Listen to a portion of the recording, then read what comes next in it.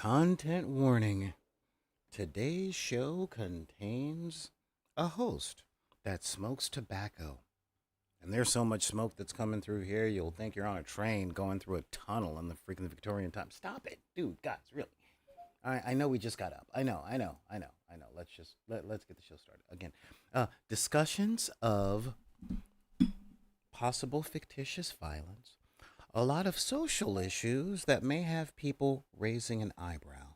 Please know that no one is being attacked, but a lot of folks are being seen. But honestly, let's all just be kind to each other today. But viewer discretions may well be advised.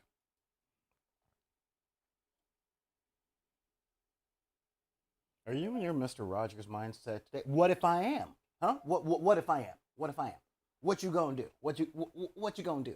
You gonna put me out of my Mr. Rogers mindset and put me in my Ike Turner mindset? Start the music, man.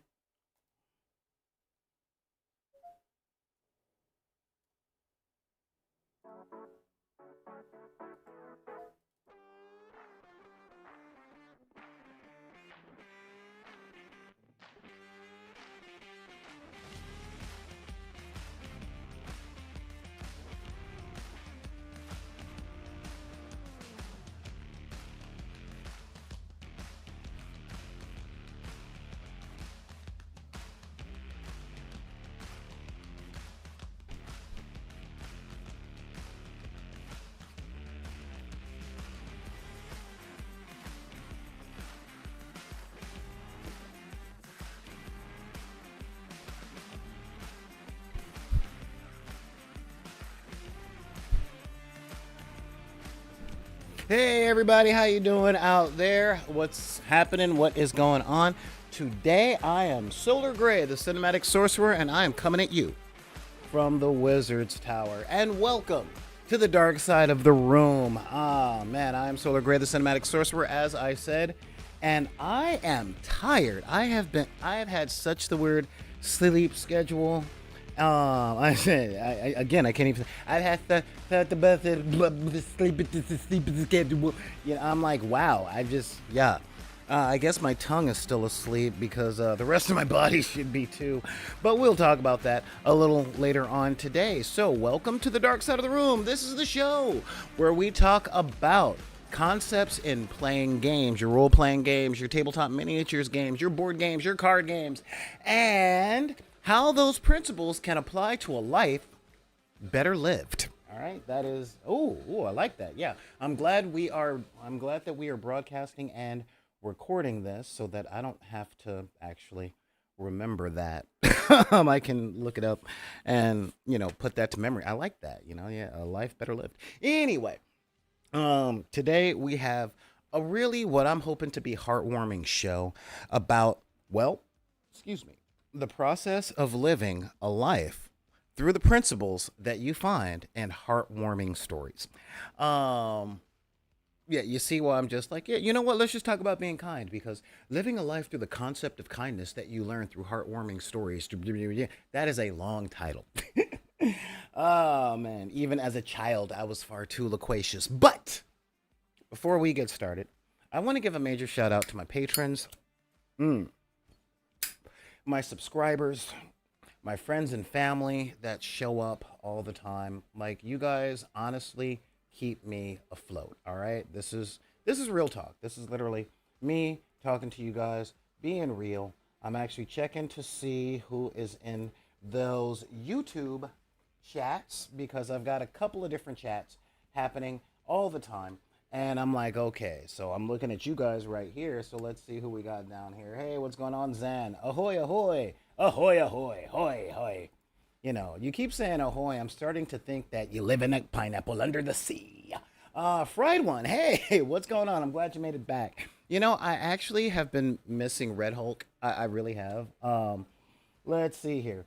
Let's see. So yeah, we got a couple of people. Thank you, Call of Fortnite, dropping the Discord invitation real quick, and I really appreciate that. You guys take care of me so well, and that is cool.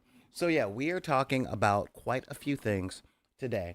And if you guys have any questions or comments or anything like that, well, feel free to send them to backinthedeck at gmail.com. That's BACKINTHEDECK at gmail.com. You can also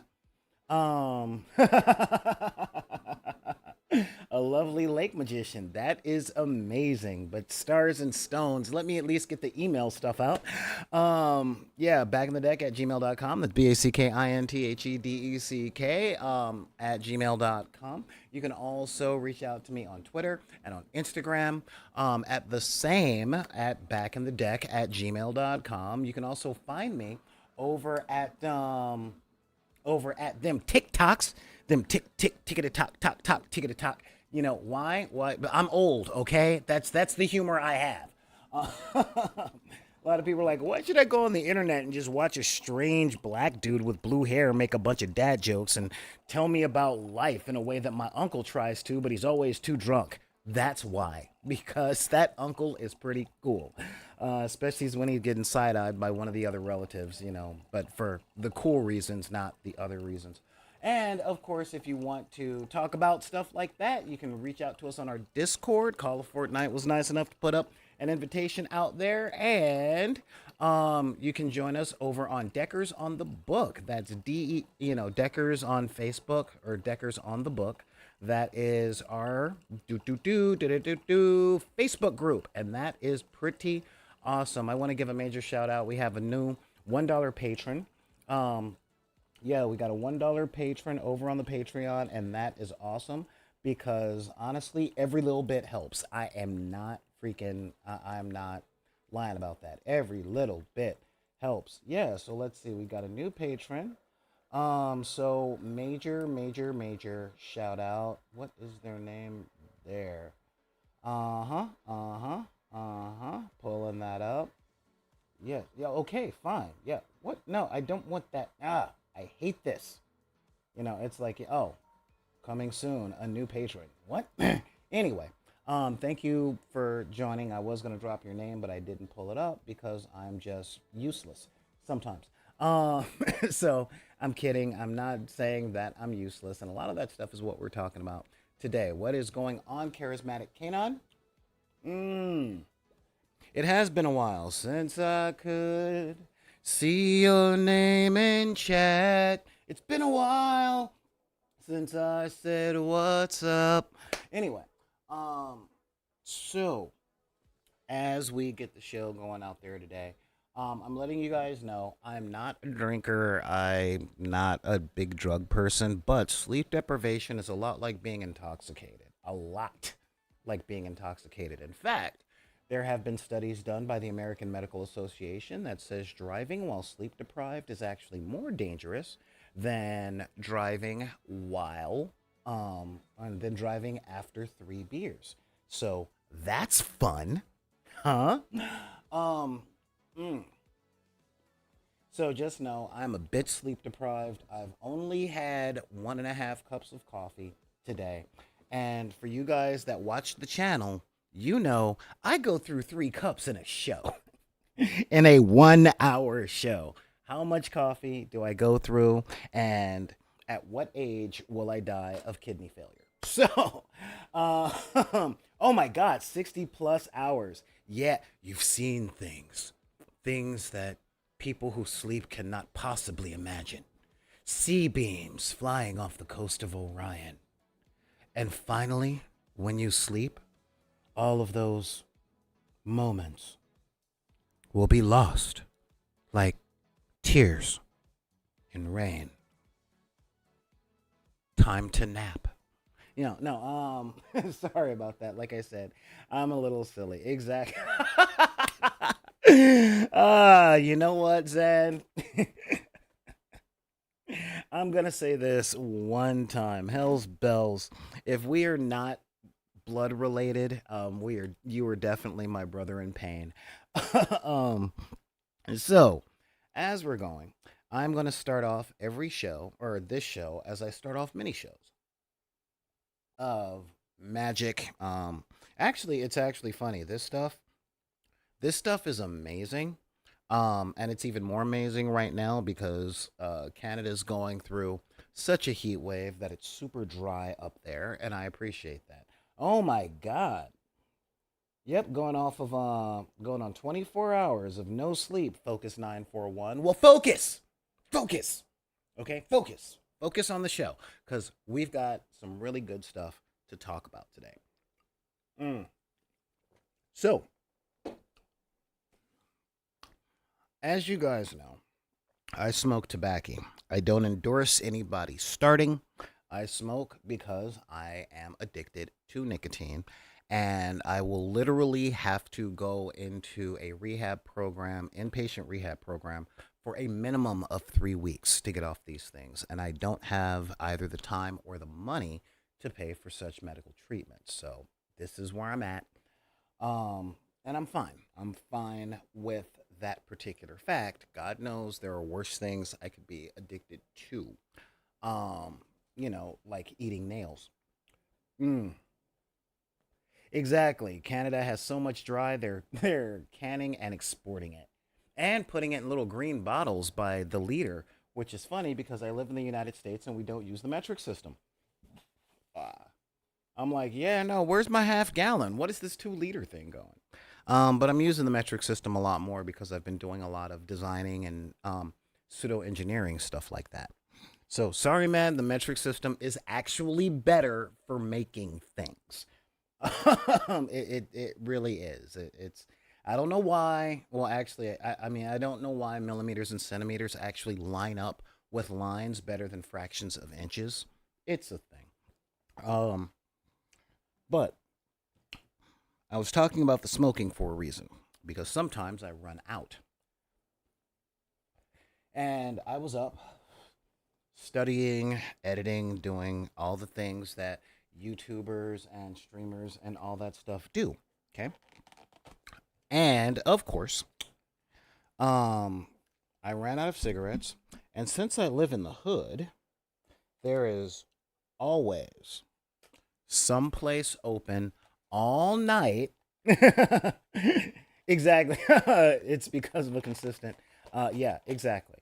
Um, yeah, they both have their places. I don't think that either one should be a standard, and I think that everyone on Earth should be taught both. Um, Either way, so I went to my gas station at at what is it? Um, 1:30 in the morning, which for me isn't very late. What I hear from a lot of people is that it is really late. Oh my God, it is so late. It's like 1 o'clock in the morning. Yes, Focus 941. What? You live in the hood? Yes, I live in the hood. A lot of people think I live in the hood, but no, it's actually the hood. There's a sign on Martin Luther King Boulevard. Yes, it's made in spray paint, but you know what? It's really that thing.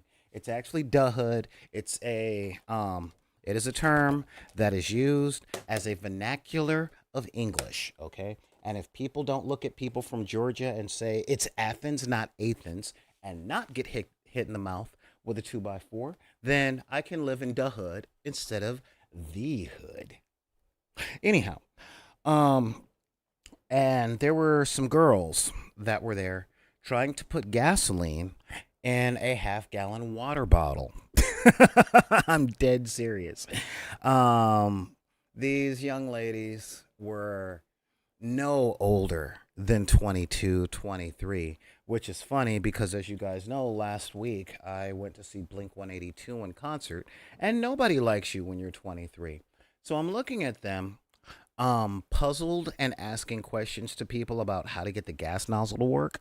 And I'm like, are they clout chasing? Is this going to be an Instagram thing? Um, what? No, no. Anyway, hang on. Oh, 10 only factors in 2 and 5, 12 factors in a 2, 3, 4, and 6. Okay, y'all have that whole conversation. There is a big metric versus imperial debate going on in the chat, and I'm going to leave you guys to that because that subject actually has traumatic memories for me. So, that's a story for another day. And so, before I go in, I'm like, okay, I see three young ladies in a group at a gas station in the hood at 1 o'clock in the morning asking people's questions. Now, take notes if you guys don't live in bad neighborhoods, i.e., south of 8 Mile, south side of Chicago, Watts, Compton, Baltimore, um, living in the bottoms, living in, God, what is it? I think it's the east side of Austin. If you're not from the hood, yes, if you're not living in the hood, but you live in the hood of whatever city you're living in, rule number one, and this is actually a rule that has kept me very safe on my international travels and when I travel across the country doing stuff for back in the deck. The one thing that helps to keep you safe when you're in a city or when you're in a strange place is, excuse me, to make sure you look like you know what you're doing. Okay. So going, yeah, no, it's over here. Doot, doot, doot, doot, doot, doot, doot, doot. Even if you don't know what you're doing, that's a way to make sure, or that's one of the things that cuts down the risk of anybody messing with you. Okay. Um, People who get mugged and conned and marked as tourist tend to always start like this. Wait, where did they say it was? What street are we on? Yeah. So, and I see these young ladies asking questions because they don't know. And I'm like, oh, all right, fine.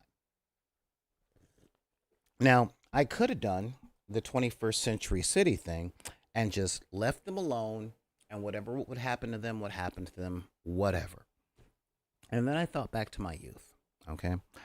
Um, in the time I was with the circus and the time I was a post adolescent runaway, and when I was walking the earth like Kane from Kung Fu. Dude, you were a bum. I wasn't a bum, all right? I was just going where the universe needed me to be and doing what I needed to do. Yes, some people call that a bum. No,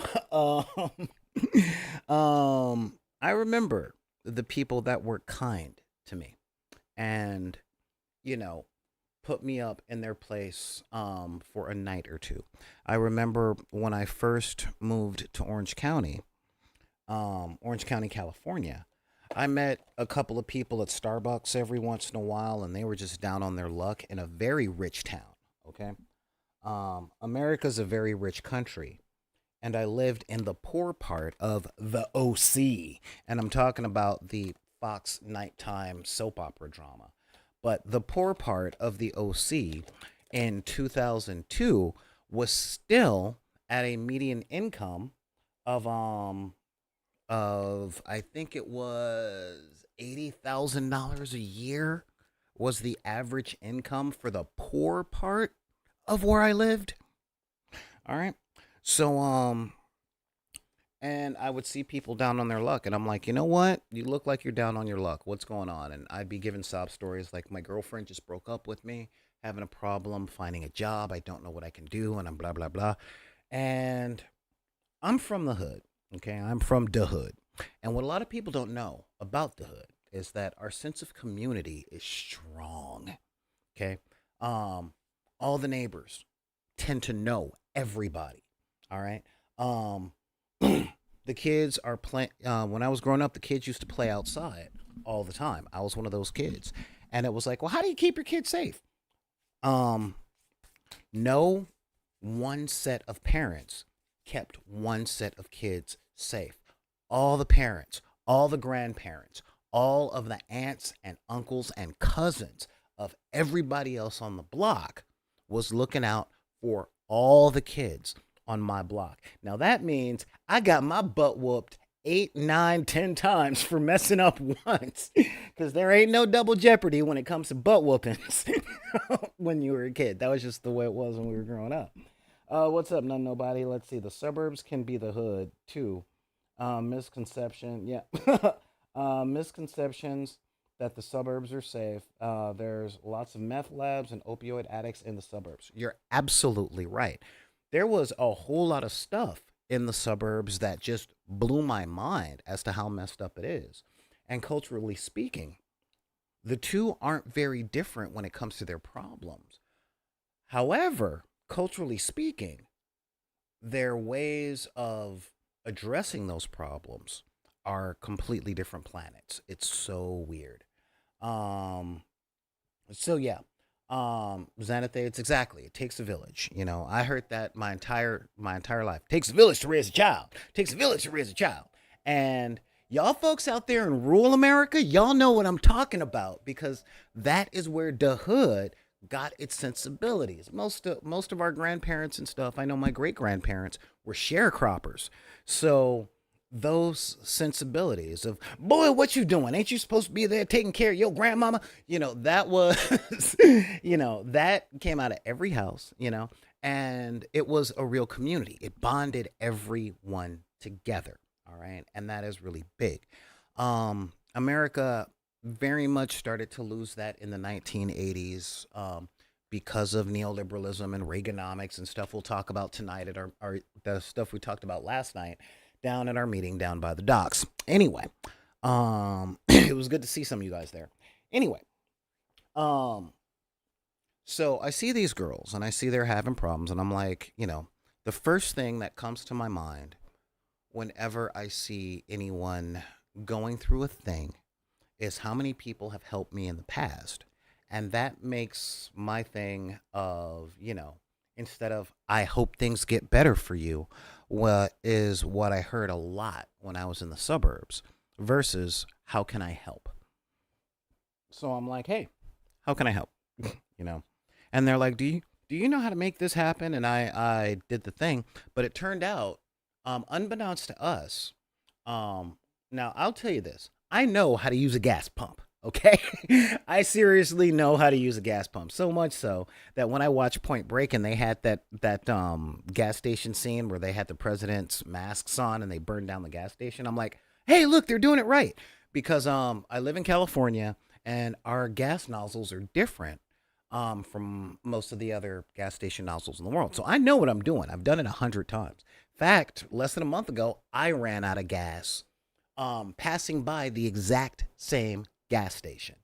And I was literally pushing a Ford F 150 by myself when I ran out of gas until a stranger, a Latino father and son, pulled over, got out their cars, and helped me push my truck. That is what I thought America was supposed to be. So yeah. So sure enough, I'm like, well, you guys ran out of gas. You need gas. All right. Well, this isn't quite working that well, and you're not going to be able to get the gas in your tank with this water bottle and a funnel. Tell you what, I live 3 blocks away from here. I have a couple of gas cans. Why don't you guys come with me back to my house, get the gas cans? We'll come back. We'll put gas in those things. I'll put the gas in your car, and you guys can get on your way. And of course, everything about them was like, oh my God, he's sus. Why is he helping me? Blah, blah, blah, blah, blah, blah, blah. Oh my God, he's going to do all this. And I'm like, okay, this is how I know I come from a different time because one dude in their 40s versus 3 young women in their 20s, I am very good. Okay, I am very good. I can hold my own. I can hold my own. But if I did anything weird, one of them can get me from behind. I don't know if I'm going to be knifed or whatever. I don't even know if this is a con, but this is a thing. All right. This is a real thing. When it comes to being kind to people, what another person does with your kindness should not have any bearing on why you give your kindness. All right. That's a real big thing. I know if you were born around 9/11, you were brought up in the world of, well, what are you going to do for me? Why should I help them? They ain't helping me. Why should I pay taxes to improve schools? I don't have kids. That kind of thinking. Y'all, if I'm not quoting you directly, I'm pretty sure I'm quoting somebody maybe somebody that comes to your house for Thanksgiving. Ah, mm, might need a little more sugar. So we go on this little adventure. I'm like, look, this is my name. This is the address that we are going to. feel free to take your phones and record the entire process. And you, if you've got an Instagram account, live stream this whole thing, just to say, look, I ain't doing nothing weird or sus, all right? And I'm like, I'm guessing you guys are in your early 20s. My kid is in their early 20s. In fact, I've got I've got health problems that are older than all of you. I am from that world. I'm from the world of when you can help someone, help them. If you can't help them, that's one thing. A lot of the times we don't have the money, the time, the knowledge, even the social media presence, i.e., phone numbers and friends of friends who can help. I get that. Not everybody's capable. But if you're capable, why not? You know? I don't talk about music a lot, but I listen to pretty much every single type of music there is out there. And the rapper Kendrick Lamar has a song called What Can a Dollar Buy? And it's about him. It was about him coming across a homeless guy that was asking for $1, and he gave all these angry excuses. Why should I give you $1? Blah blah blah blah blah. I work hard for everything I got. I bleed for my money. I almost die for my money. Blah blah blah blah blah blah blah blah blah blah. And at the end of the song, it turned out that the homeless person was God, and he condemned Kendrick to going to he double hockey sticks because that dollar could have bought his soul. Because he had the dollar, he didn't give it, and it was like, if you'd given me $1, it would have shown that you were a good person. You could have been a good person instead of thinking that you were a good person, and now you're going to suffer eternally. Now, I don't quite believe in the religious undertones, but the theme, that is the thing I live by, all right? I had an extra $15, so I gave them $15 worth of gas. And as you guys know, I live in Los Angeles, California. So $15 of gas pretty much comes down to a 2 liter and a regular drinking can of gasoline so that they can go and get home. And then I looked over at the girl that was driving, and I'm like, let no man tell you something. When you think you might run out of gas, just put $5 in. Just put $5 in the tank when you think you're running low. Even when you're not, what'll that $5 hurt? All right? Just a little piece of wisdom. And then I think about a couple of games that I'm running, right? Yeah, you know what? Karens do make being kind difficult. But difficult isn't the same as impossible, And trust me, I lived in the land of Karens for 23 years. I cannot tell you how many cops have pulled me over for being in the car near a Karen. How many, you know, how many, how many times people were like, "What? I feel threatened." Like, why? Because I'm here. I'm just buying this guy a cup of coffee. You don't like the way he smells? I get it. He's homeless. But we only going to be here for like 5 minutes, long enough to get this guy a cup of coffee and move about his day and your day, you know. And also make no mistakes. And this is a quick Karen story. I was at Target. I think I was buying toys or something. And in front of me was a kid with Down syndrome, okay? Somebody told me there's no Asperger's or anything else. It's just spectrum, but I don't really like painting things with a broad brush. Read 1984 or Wikipedia, double think, and you'll understand why. But this kid was full-fledged Down syndrome, and he wanted a DVD. And his grandmother, who was with him, and this was in the checkout line, where I know this has happened to at least 10 of y'all out there, all right? Where you put everything on the checkout line, you get everything, you see the total, and it's a little bit too much, so you have to have them take something off of it. And the thing that this grandmother had to take off, yeah, it's embarrassing, but what you gonna do? If you ain't got enough money, you're not gonna put everything back. You're gonna get what you can, and you're gonna go about your day. That's called life. And she took this kid's DVD off, and as a lot of kids with Down syndrome tend to do, he screamed. he screamed, and I saw that he was overwhelmed. And I remember when I was like 4 and my mom had to make those decisions for myself. I didn't understand the fiscal part of it, but to me, it felt like the world was just closing in and falling. And sure enough, there was a Karen in front of me in line that was like, "Oh, don't just do that. He just wants attention. Don't if you buy him that thing or if you figure that out, it'll just show him that that's rewarding." And I looked at her, and if you guys got kids watching with you right now, I recommend just muting for a bit. Matter of fact, I'm gonna do this um, so that you can mute, and I'll do it again when you can turn it back on. Okay, I just want to make sure that this is gonna lose my PG-13 rating, but that's okay. My YouTube isn't even monetized. But yeah, I looked at this lady, and I'm like, "Excuse me, ma'am, shut the fuck up. That is not your child." And I just went in on her. And then I bought the kid the DVD. And she's like, "You're just teaching him." And I'm like, "And you're teaching him that the world is ugly and mean and regretful, just like you are. Now you can call the cops on me, or you can shut your mouth, pay for your stuff, get along your day, and stop polluting my day with your presence. Now shut up and pay for your stuff." And sure enough, and so she, looked at me and clutched her pearls and all that other stuff. And I paid for the kid's DVD. I told his abuela that I understand. And the same thing happens to me. I mean, I'm a father and I was poor. So, and guess what? I still am. I'm just house poor. But I get it. I totally get it. And what did it cost me to be kind?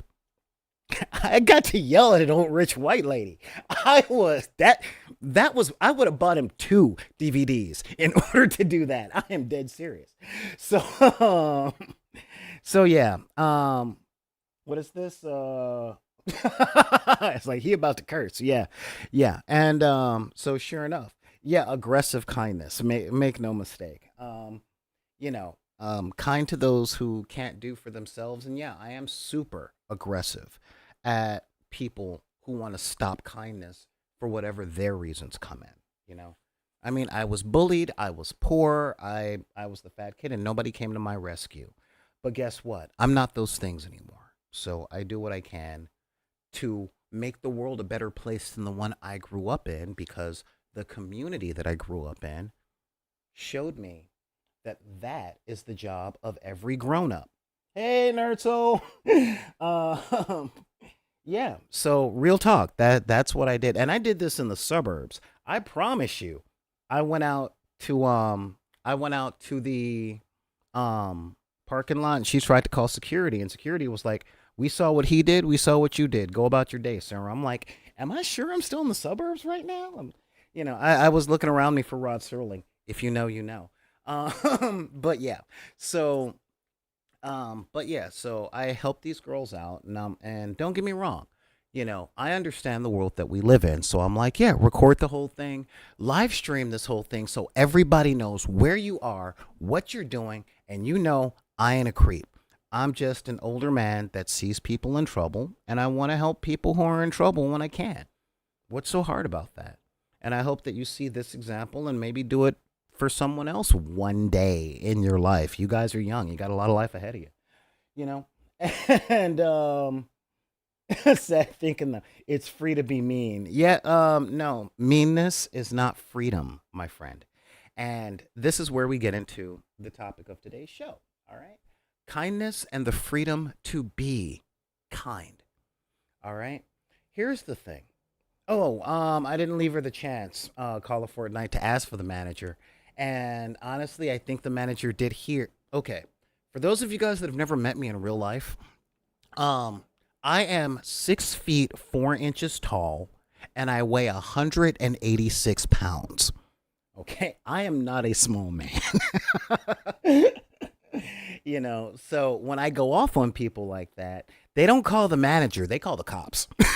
They're just, oh my god, and then I might get six warning shots to my back. But again, that's for the meeting. That was last night, next Tuesday, down by the docks. Starts at 9:30. Anyway, we do 9:30 because it's a potluck too. So gotta eat before we're talking about revolution. Anyway, but see, that was the thing. I saw these girls in a little bit of trouble at 1:30 in the morning in the hood, and I saw that I was free to help. I had a little money to put gas in their tank. I was there to get cigarettes, for God's sake. I don't need these things. And even if I didn't have that much money, I could make a pack of cigarettes stretch to put gas in the car of three stranded girls in the middle of the city at night. Is that toxically masculine? To a point, but simultaneously, I would have done it for three broke young men as well. Okay, being stranded in the middle of the night is tough. It's scary. It's, if nothing else, cold. And I live in LA. And if you don't believe that it's cold, I challenge you to this. Set your alarm for 90 minutes before the sun comes up, wherever you are. Take off your jacket and walk outside and stay there until dawn. You'll learn cold. So yeah. And I think about this and I see that when I'm running games, excuse me. I remember when I was running Esper Genesis C24, or not C24. God, what was it? That was Esper Genesis Dark Matter. Yeah, Dark Matter. When I was running Dark Matter, which was my all black campaign. All right. And when I say all black, I mean all of the players and the GM were African American. And my players avoided all plot all the time because they had that hood armor up. The hood armor being not a lot of people are kind. Most people are predators. So if that looks like a story hook, nope. Nah. Hey, hope you work that out, bruh. And it's the same thing that I see nowadays. Like, I used to help people with their flat tires, but I do that and people are like, because we're so not used to kindness that we perceive everything as such a threat. So, as a storyteller, as a writer, a lot of that was a lot of that makes things a bit challenging, a bit challenging when it comes to running games and stuff like that. I know my sister gets on me all the time because I have always been this kind. I've always been this way. And she was like, you let too many people take advantage of you and blah, blah, blah. And to quote Whoopi Goldberg in The Color Purple, but I'm still here. I'm still here. And that's pretty much where it was, So when I write campaigns and I throw kind people in, not the seven samurai villagers that are trying to con the samurai into taking down the bandits because they're afraid the samurai might be just as bad, but they need them. It's interesting. But I'll tell you this, because there's a whole lot of debate in debate bro YouTube culture saying like, well, there's no such thing as altruism because you're only being nice so that you get something out of it so you can feel better about the world. And I'll tell you this, if I meet a billionaire that has to get rid of $10 million because of taxes, or he's trying to avoid a divorce, or she's trying to get back at her ex-husband, I'm taking the 10 million. I don't care why they gave it to me. I know what I'm going to do with it. All right? That's what I'm talking about. And a lot of people, and this is, I want to bring something to fruition, okay? How do we apply these things to our games? Because I know a lot of you guys are here saying, I thought this was a gaming channel and stuff like that. Cool. Let's put that in context. For your character building, either personal characters or NPCs, and I tell you, I throw people for a loop when I do this.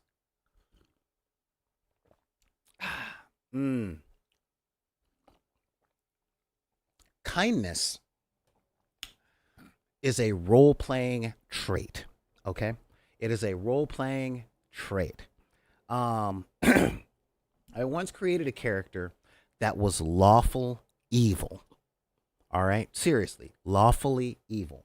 But I made them as kind as the day is long to run a social experiment.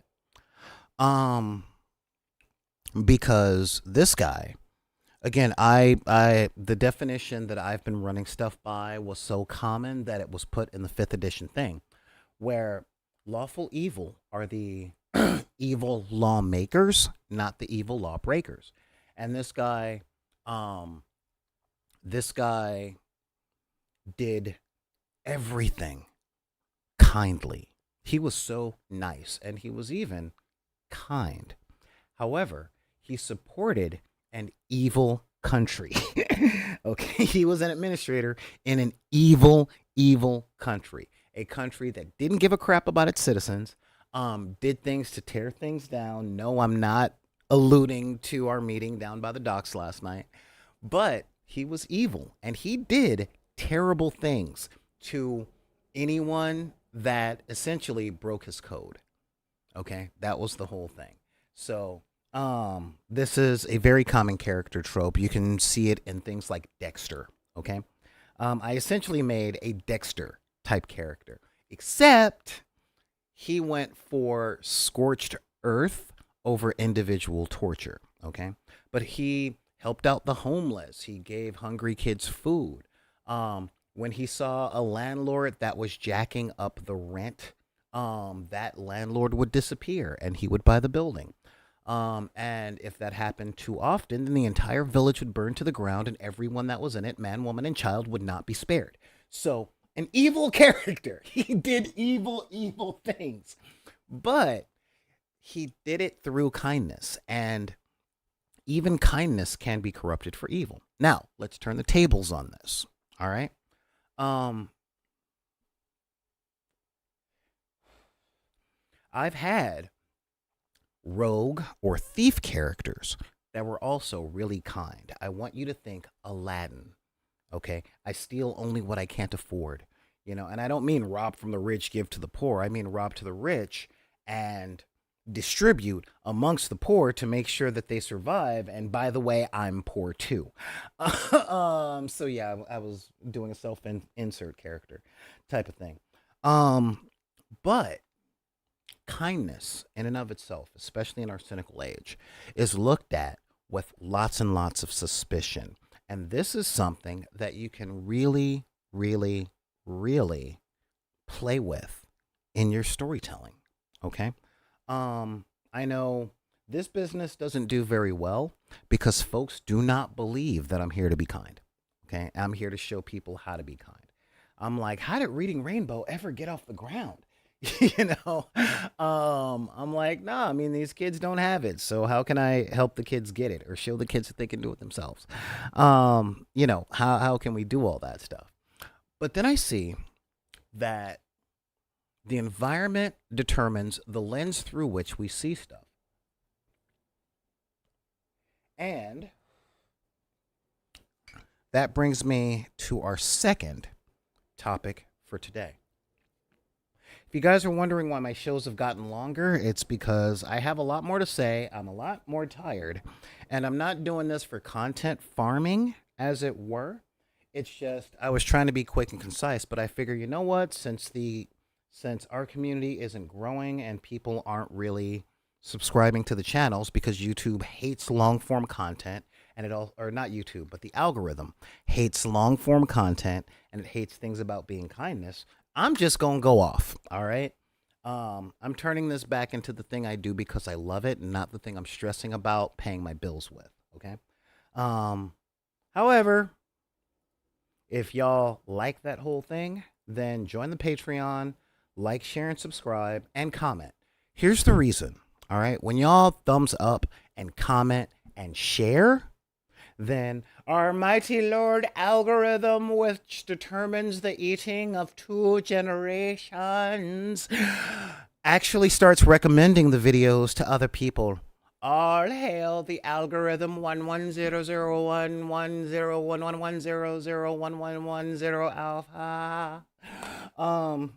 So real talk. Why are the shows getting longer? Because I got a lot to say. And I'm sure y'all got a lot of questions, and I want to make sure I can pay attention to everybody in the chat and all that stuff. All right. But seriously, I am asking you guys to be part of the HBO organization, as in help a brother out, and just spread this around. And if you can subscribe to Twitch with your Amazon Prime account, then that's the way that you can do it every month without having to pay any money. Okay. It's just a couple of clicks. It's a microtransaction, and I get that can be a lot because let's face it, people are crumbling under the weight of being asked for one microtransaction from 500 people a month. So I get it. Um, but if you really want to help me keep doing this and spread kindness and just now, if even if you want to show this stuff to your friends going, look at this corny fool. He is so delusional. The world don't work like that. Yet he's here every day talking. I can't believe. Seriously, if you're going to subscribe, ironically, to put my stuff in front of your friends so that y'all can laugh at me when you drink, cool. I'll take the subscription. Okay. So, as I was saying, the second topic of today's conversation was something that kicked me in the teeth just this morning. And that is, and this goes with kindness and community. And I realized something. I'm going through some stuff as far as my most recent relationship is gone. And what would have been my mother in law used to tell me, used to call me a dreamer all the time. And she used it pejoratively. Oh, you're a dreamer, just like my husband was. And here's the thing. I find it so ironic that kindness and being a dreamer are looked at as negative traits. Okay. So I tend to try and write stories like there's a genre that's becoming more and more popular nowadays called solar punk. And I'm like, I didn't create a genre. Am I gonna get that time machine working by the time I'm like 80 or something and just go back and plant some seeds in the world? Is that what I'm doing? Is that what's happening? Is that it?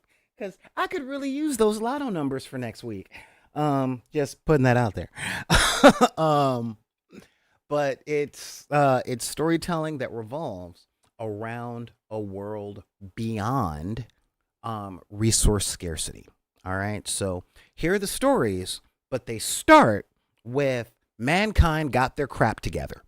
All right, that was the thing. Mankind got their stuff together. The world is looking good, and it's pretty good. And I'm like, woohoo! Um, Thank you, Xanathades, but that's called charlatanism. If I let people think I created solar punk just because it's named after me and it hooks up with a lot of my ideals, eventually the truth of that'll come out. However, since I don't know what the truth of it is, I don't know if I won't create it in the future and then use tachyons through the deflector dish to put it back into the past. I don't know that. I don't know that. So as I was saying, I like the solar punk concepts because I get bored with a lot of sci-fi.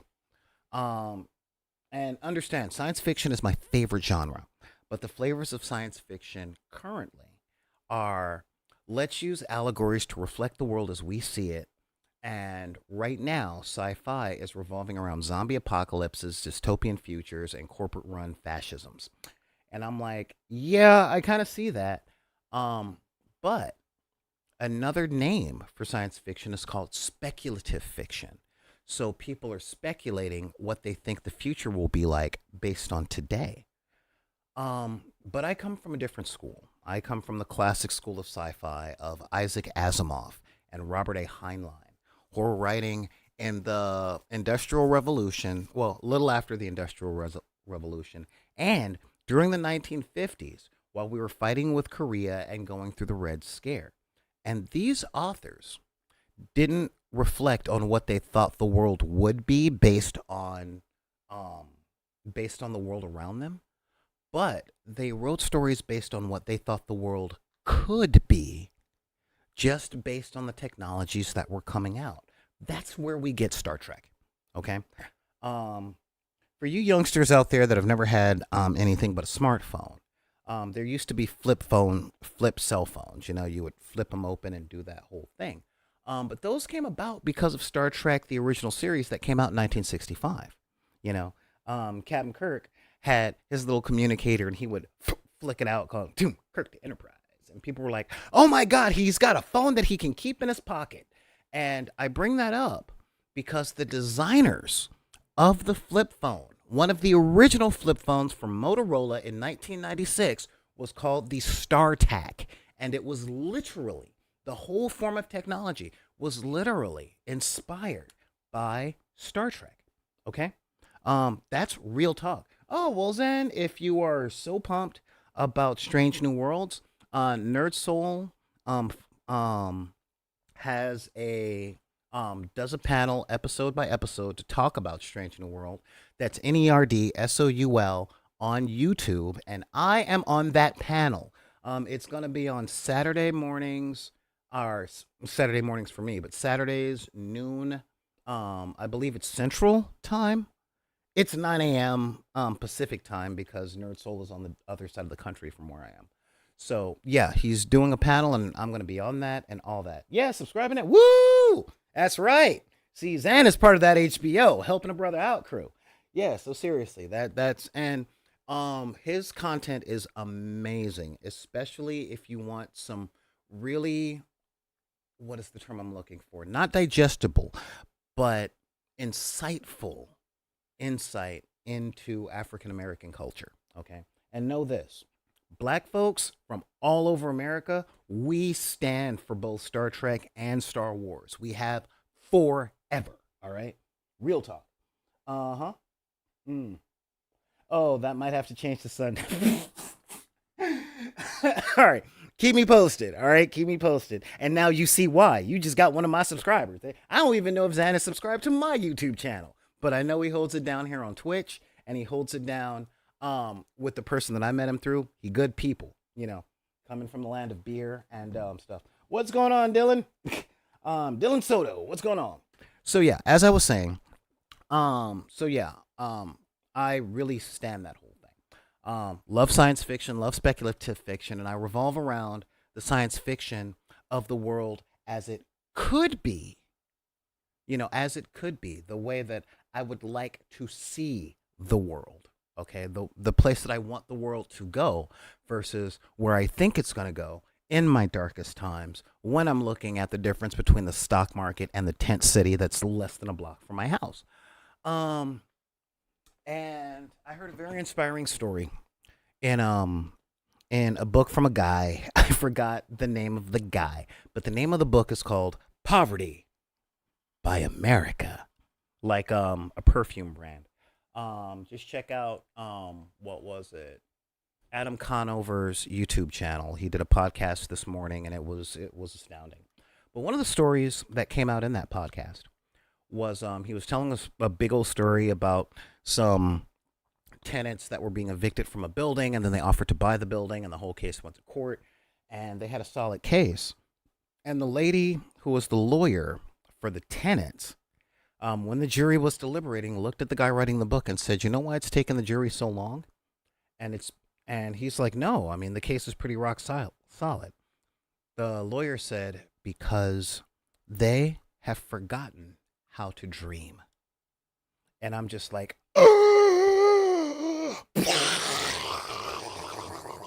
oh my God, people have forgotten how to dream.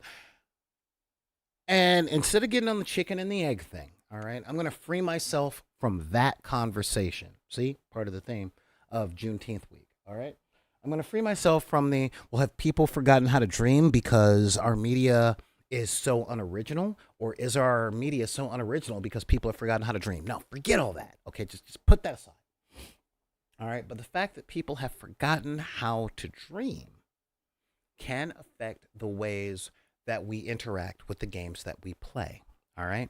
Now, know this. I want to meet every single one of you guys. Like, before I found out that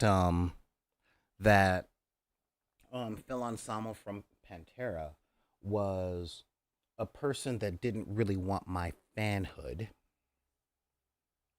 Um, I love the band Pantera. In truth, Vulgar Display of Power is still one of the best metal albums of the past 35 years. Okay, it's a great album. Um, yes, I can separate the art from the artist.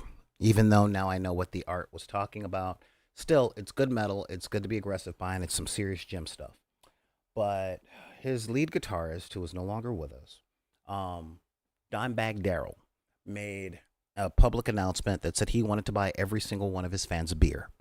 And I remember being at a show, not a concert, but like a convention where they were at, and a kid came up to him and said, um, I love that you look out for the fans and all that stuff, but he's like, but I'm not old enough to drink. And Dimebag said, you know what? I got you. And he bought the kid a Coke. He bought the kid a Coke. And I'm like, why did Coca Cola not jump on this? Rockstar buys Kid a soda because Kid is a fan. That is straight up their old marketing campaign from like the 1970s with Mean Joe Green giving the kid a jersey for Coca Cola. I mean that's straight up there. That is straight up like real life stuff. All right, and that's what I want to do. I want to buy a cup of coffee for every single one of you guys at some point during Back in the Deck's career and tenure. And if I end up getting so big that I get bought out by Google, then I'll start up another channel and then you guys will subscribe to that channel and I'll still have the time to buy you guys a cup of coffee. That is where I'm at. Okay, that is the big thing. That is what I want. And why? Because that is my dream. I have the ability to have that dream. Um, I don't want to buy the world a can of Coke. That's a lot of aluminum. A Coke that the planet can drink. What is up with that? Um, but anyway, as I was saying, um, yeah, as I was saying, the world that wants to be convinced are combined with the ability to dream. And I will tell you, my entire life,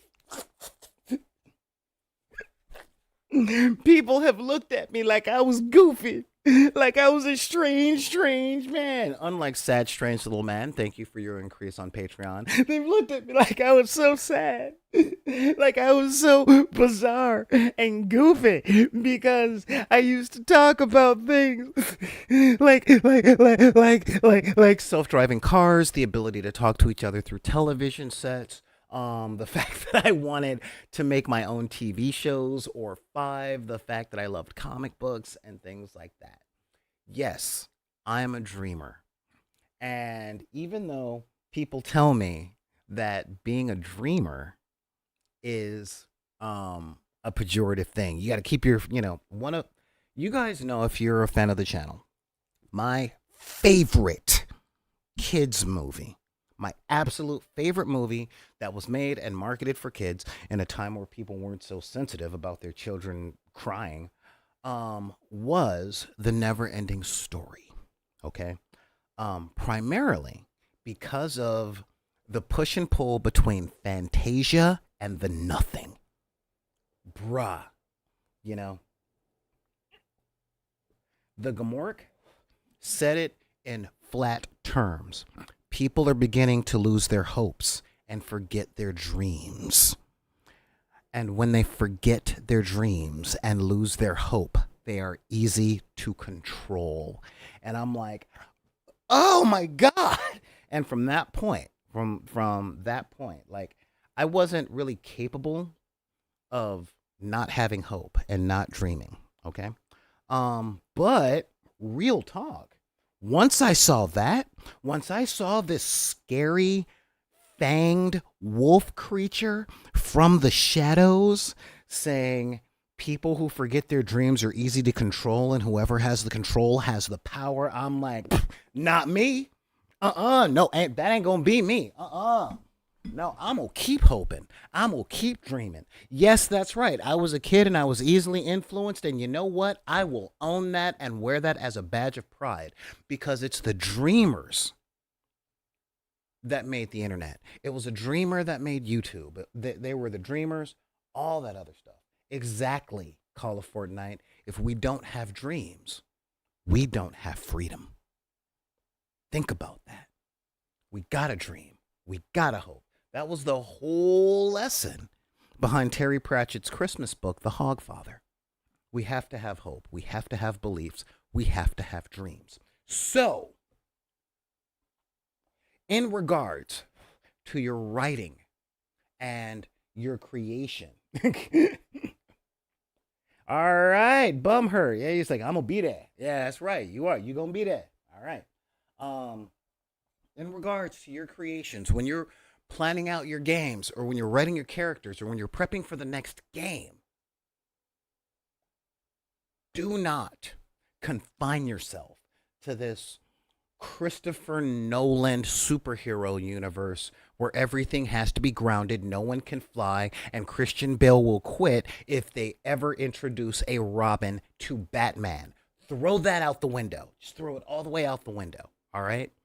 Think about the stories that you want to write and the games that you want to play, and allow yourself the freedom to dream, the freedom to learn. All right. And again, this is Juneteenth week. For those of you guys that don't know, Juneteenth, the very first one was in 1865, and that was essentially when Texas, the farthest west that the United States went at the time, finally got their letter. Finally got their letter to say, oh, by the way, slaves are free. Freedom is a real big thing to me because I was raised by my great grandmother, who was born 30 years later. 30 years later. I know a lot of you guys out there are older than 30, and some of you guys out there are just pushing it. So just think about that. Okay. If the transatlantic involuntary unpaid internship program free ended maybe 2 years before you were born. Okay, that was the world that the people that raised me were born in. So freedom means a lot to me. Okay, real talk, Mr. Miracle, my third favorite of the New Gods, and not just because he's married to my biggest comic book crush, but real talk, all right? But freedom, as I said on Monday, Uncle Deacon George Clinton of the Parliament Funkadelic said the rated R version of the scripture, free your mind and your butt will follow. Okay? Freedom starts here. So when you are creating, when you are writing, coming up with your game plot, when you're putting together your team for Warhammer 40K, don't confine yourself in what wins in tournament, what wins here, what is realistic, what is grounded. You know what? I double dog dare every single one of you to dare to be wacky and to be kind to yourself about the things that you come up with. A very good friend of mine is the one who put me on to this week, not because of Juneteenth, but the concept of freedom, because he was looking at his 5-year-old son, and his 5-year-old son was playing with freedom, with kindness, with literal reckless abandon. And of course he's there because he's his father, and he's like, I'm gonna keep my son safe. But he was struggling with the bonds, the chains that living in a harsh world had given to him. But the child was free enough to live without that. He was providing security for his son to be free. Because as a parent, as a person who sees the generations that come up behind me, the millennials, the zennials, the Generation Z, and the alphas, I see the freedom in their eyes. And I have to allow myself the kindness to let them have that for as long as possible, just like my friend with his son. We have to allow ourselves the kindness of not tearing down other people's fortunes. And that starts with being kind to ourselves. To be kind enough to ourselves to allow ourselves to think freely, to try something that we hadn't tried before, to write a concept that hasn't ever been explored by us, or the consequences of a concept that we really hadn't. Now, like I said, I grew up in the hood. Okay? DAHOOD, the hood. And one of the places that we are not free is that we are afraid to accept kindness and to be kind because of real talk, um, American history. You know, the natives were kind to the settlers and they got smallpox. um, Former freed slaves were kind to their slave masters and we got the Klan. I mean, I'm not trying to get political. I'm just saying historically, this is what happened. That's not politics. That is just reciting fact. Okay. Um, so our mind prison was based in self-preservation, and even now, in the middle class, in the suburbs, their mind prison, um, the bars of their mind prison, the walls that keep them away from kindness, are things like my property value will go down. I'm afraid of what those people will bring into the neighborhood. They're too afraid that their kindness will be taken advantage of, or their kindness won't give them anything in return, or by being kind, they'll lose something. But let's be real, okay? Let's be absolutely real. To refer back to what I said an hour ago, and to a very poignant song, What Can a Dollar Buy? You know, I gave a ride to some girls last night to put gas in their car and to make sure that they could get home as safely as they were going to get home had I not been there. Now, were they running a scam on me to get $15? I don't care. I seriously don't. You know, because what if they weren't? What if they weren't? What if that dollar I give to the homeless guy is the dollar he needs to get to the shelter? You know, what if, and again, I remember a few months ago, I told you guys the story, and this isn't just me tooting my own horn. I'm just proving a point. When I bought the Google Play card for the dude that's sitting outside of CVS. Again, I ain't exactly altruistic, all right? What do I buy for this? Do I buy my everlasting soul in paradise? I don't believe in that. I'm sorry, okay? But I do know this. When I bought those Google Play cards for that dude's kid, and I told him about Back in the Deck and what we did, I haven't seen him since, to my knowledge. He hasn't come to the website. He hasn't left an email or anything, and that's fine. And I don't mean that in the suburban way of it's fine, it's fine. No, it's fine. It's fine if I never see him again. But when he walked away with the $30 in Google Play certificates, because he was literally asking me for like $1.82 because he was short.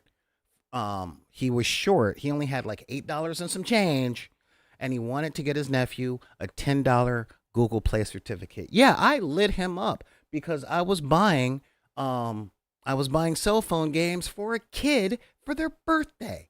And I was good with that. But when he ran away, when he walked home looking at the cards and he was like, I prayed for you. I prayed that someone like you would come along. You know what? That gave me the strength to keep doing this with you guys. Real talk. That's what I bought with that. That is what kindness gave. All right. I have abundance, although I can barely survive. It's weird. And that's where all of us are. Okay.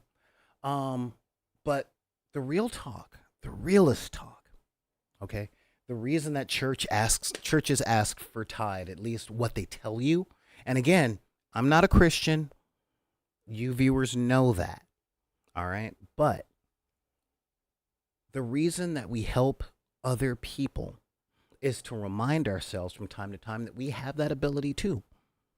All right. When I was first studying in the lands of wizardry, one of the things that my mentors always made me do when I was mad, because I was 13, right? I was 13 years old when I was hitting to the advanced courses. Every time I hated my life, they made me go give food at a shelter. They made me read to kids. They made me help people with their math homework in ways that they weren't able to do, and that came naturally to me. And one of the things that taught me, that kindness helped a lot of people. Okay? It helped a lot of people, and it substantiated that there was more to me than even I knew. And that is what kindness gets you. When you're kind in your game, when you invite, say, a shy person into your game, you're opening the door for them to make friendships that may last lifetimes. You're opening the door for people to express themselves in ways that they may not able to do at home or at work or at school. Okay? Every time I teach another person a game, what I'm trying to do is to show them that there was a time in our lives, okay, where we could walk up to a stranger and say, "Hey, will you play with me?" And when those strangers said yes, we became more of who we were born to be. Okay? So when you are putting a game together, writing a campaign, if you inject kindness into the plot and into the way that you run your game or run your character or write the NPCs around your characters, like the really kind village is being terrorized by bandits. I know the storylines might seem a little corny, all right, but guess what? Those, my friend, are the stories that we keep watching. That is what 90% of the music that lasts the test of time. And I mean the stuff that lasts the test of time. That is the stuff. That is the stuff that lasts through the ages. That is how the world changes in the long terms. I will give you an example. Uh, I listen to a little bit of modern pop music. People like Billie Eilish and Taylor Swift, and I listen to a little bit of Ed Sheeran. Um, and it's really interesting because Taylor Swift hit a really big part of her fame, saying the haters are gonna hate, hate, hate, and just shake it off. Um, and then I turn on my regular radio station, you know, and Crazy Train from Ozzy Osbourne comes on. And it's interesting because Crazy Train came out in, I don't know, like 83 to 85 or something like that. Zan or Bumhurt, help me out. If Neon was here, he'd know. But yeah, but Crazy Train came out when I was a kid. And when I look at the lyrics of the songs, okay, the lyrics of the songs that stand the test of time, that are multi-generational, where people are like, man, that song is a banger. All right, I can listen to this all day. This is good. This is some good stuff. It's not the song that says they're the bad guy. Thank you. 1980. I'm glad you're here, Lord Pretty Beard. But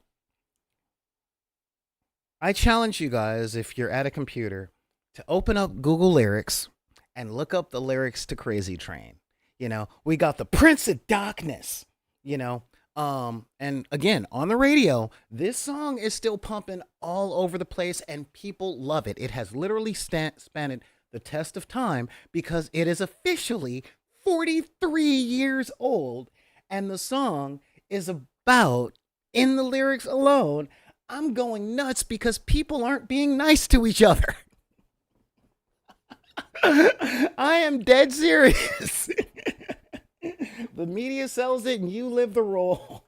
Mental wounds not healing, driving me insane. I'm going off the rails on a Crazy Train.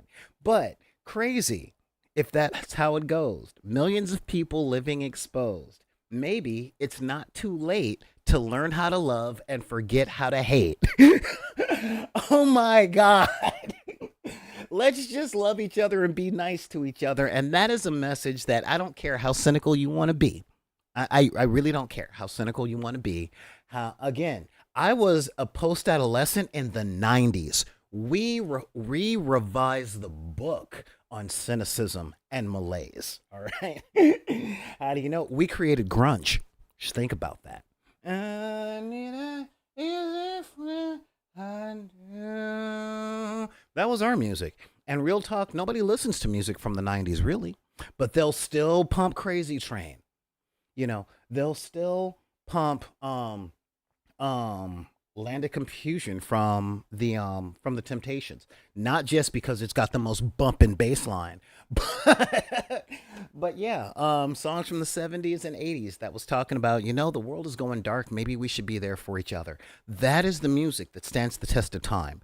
And I challenge you to find me one person who isn't endorsed by David Duke, if you know, that can talk crap on LeVar Burton because of Reading Rainbow, or Fred Rogers because of Mr. Rogers' Neighborhood. Real talk. All right? Sesame Street is one of the longest running shows in the history of TV. And most of it is learn how to read and be nice. So these concepts are universal. I mean, heck, half of the Bible is be nice to people, be kind to people that are under you, and rain down with with furious anger on the people who don't. All right, so being kind is a universal concept that stands the test of time. It's the stuff that we all go back to.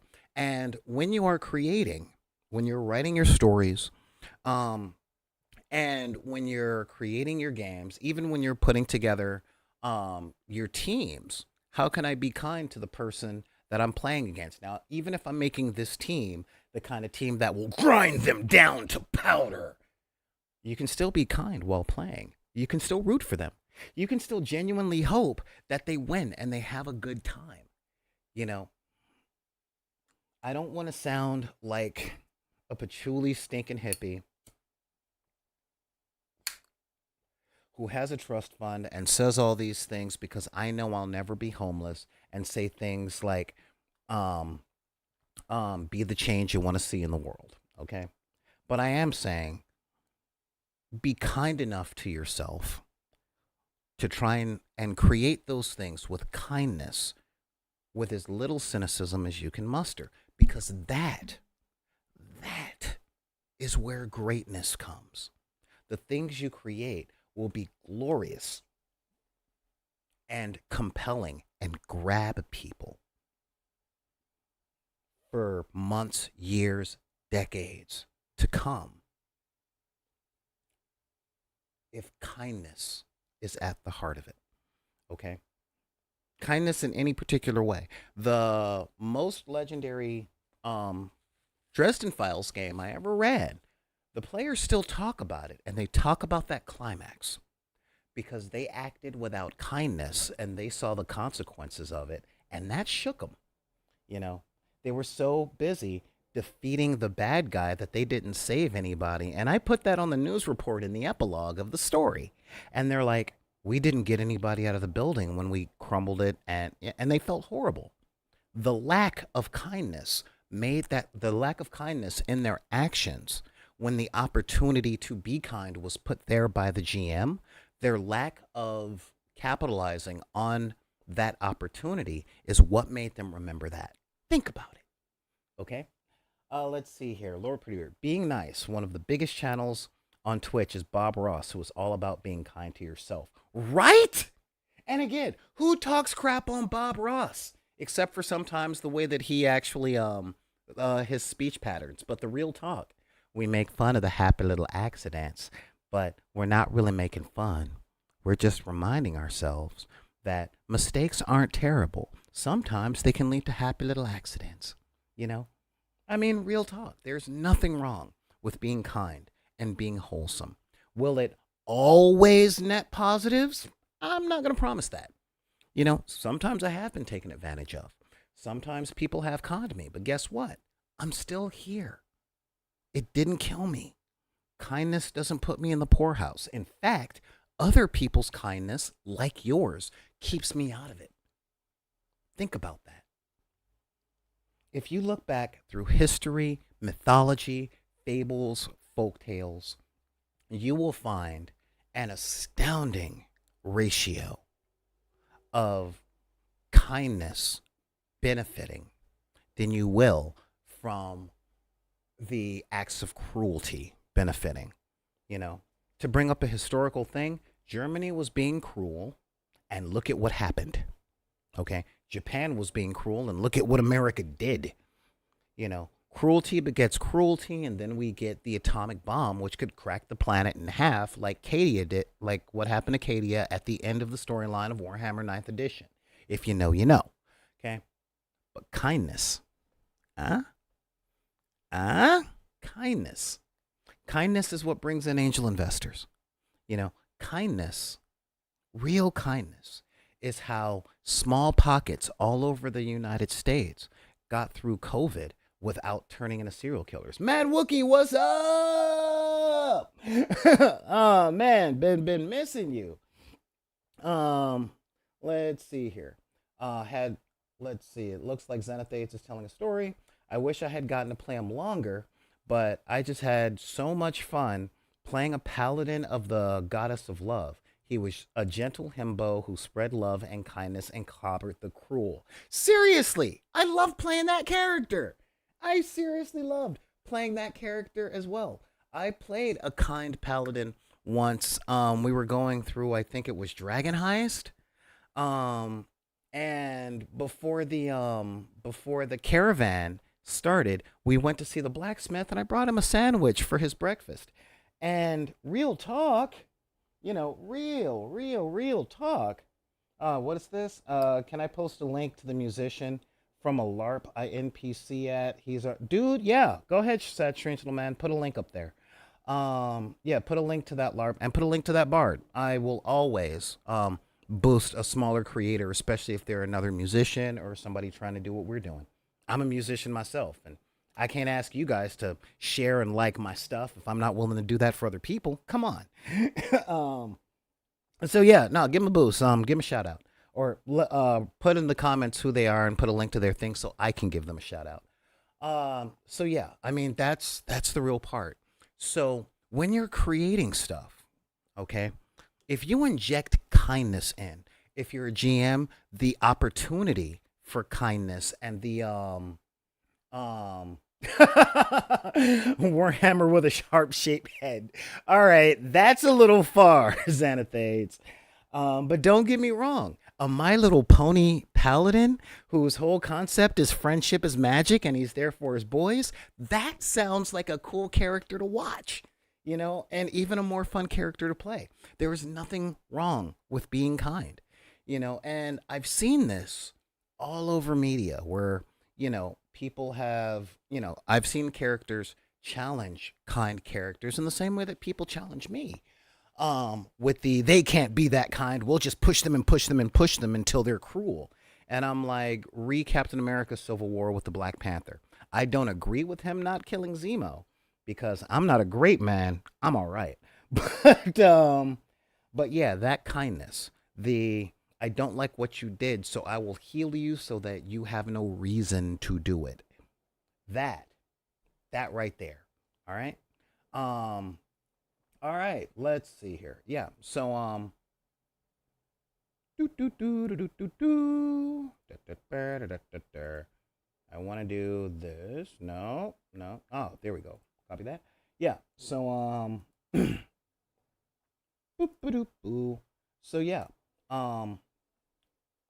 Do the thing with your kindness. All right? Seriously, do not be afraid to be kind in your actions or to inject kindness into your creations. Okay? I mean, seriously. I'm going to paint you guys a scenario. Oh, wow, this is a Spotify thing. Calder Graham. All right, Calder Graham, here we go. Doing a shout out because somebody asked. All right, so that's what we're gonna do. Calder Graham. Let's take a look here real quick. Caldergram, he's a bard in Sad Strange Little Man's Little LARP. Um, this is his Spotify thing, which is funny. I don't have a Spotify account, and I should probably get one. Cool art. Let's check out one of these songs. Oh, I can't because I don't have an account. But yeah, check out his Spotify thing, Sad Strange Little Man. Put the link in the chat right here. Give this guy a follow. Who knows? You might be supporting the next Bowie, the next David Bowie. Who knows? And you could be like, yeah, I checked him out on Spotify before any of you guys did that whole thing. That kind of thing. I will let you guys know that in this culture of personal responsibility and grind culture and all that stuff, I remember when the president of the United States said, you didn't make those businesses yourselves, and people were like, ah, and I'm like, no, I'm going to tell you what he meant right now, because that is the premise of this episode of The Dark Side of the Room. You didn't make your business yourself. I don't make Back in the Deck myself. Back in the Deck survives because all of you guys are kind enough every once in a while, every month, or every day that I see you here. Xanathades, Call of Fortnite, Neon Arlecchino, Clever Little Vixen. All of you guys are kind enough to keep tuning in. All right? I could easily say, well, I have a product that people, and I did the work with the product. Somebody had to be kind enough to try it sight unseen. And the loan officer at the bank had to be kind enough to give you a shot. So we live in an interdependent society. I don't want to be like, we live in a society. You want to know how I got this lump? Yeah. Yeah. No. I'm saying,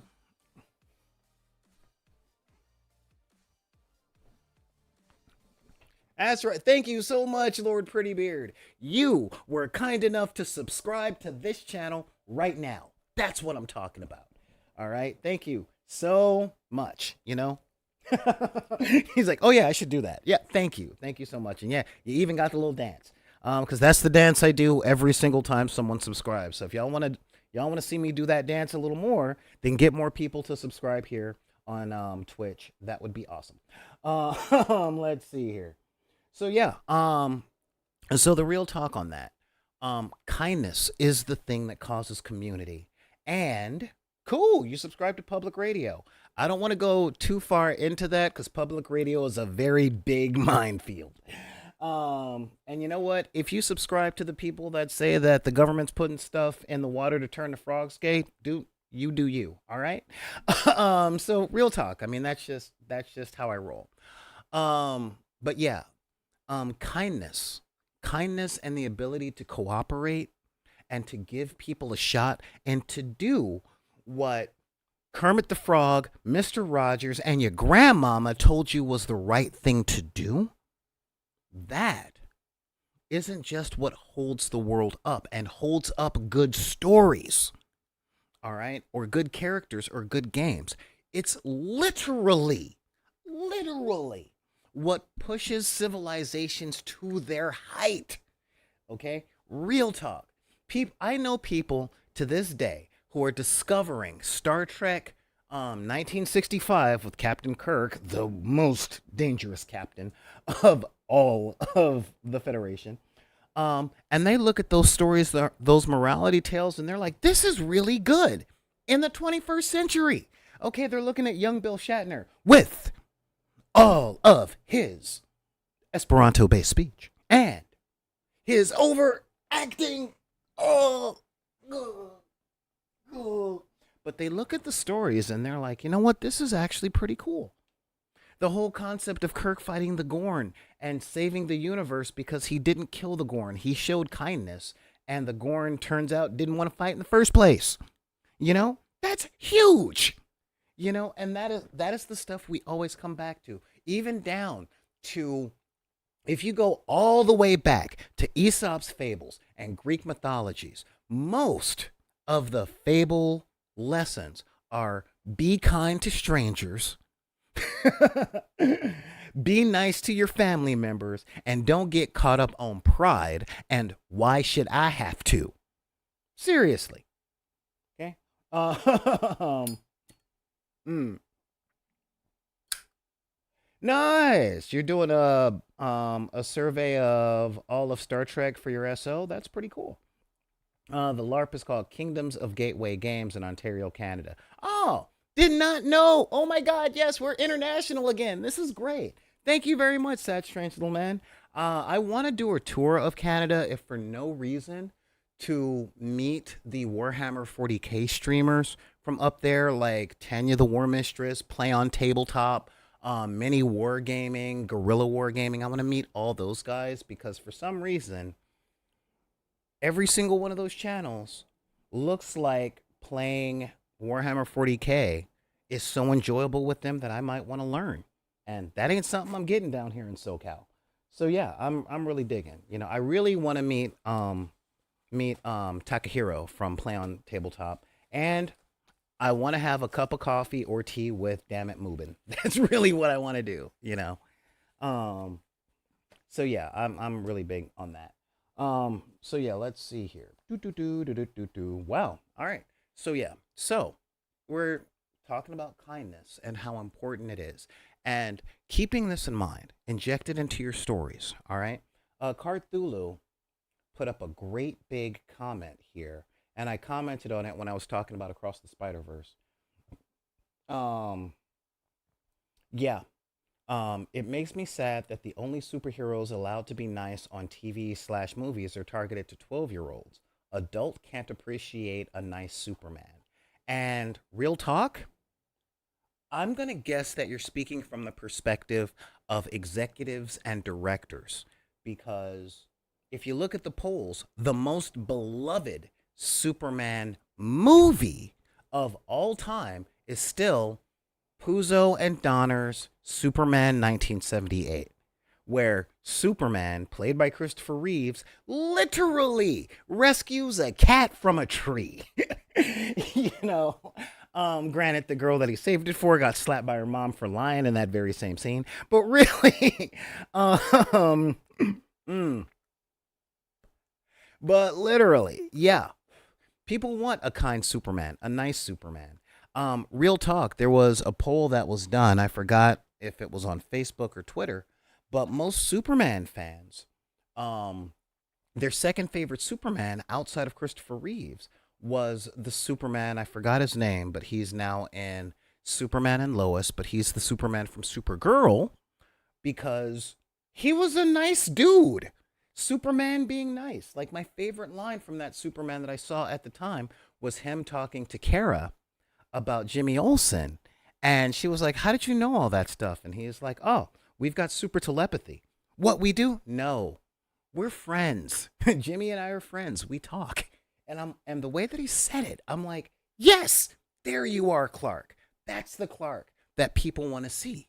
You know, not the brooding objectivist Superman that is afraid to act, but the one that will be nice, the kind man that will um just as quick buy lunch for a homeless guy at a diner as they will save a plane full of people.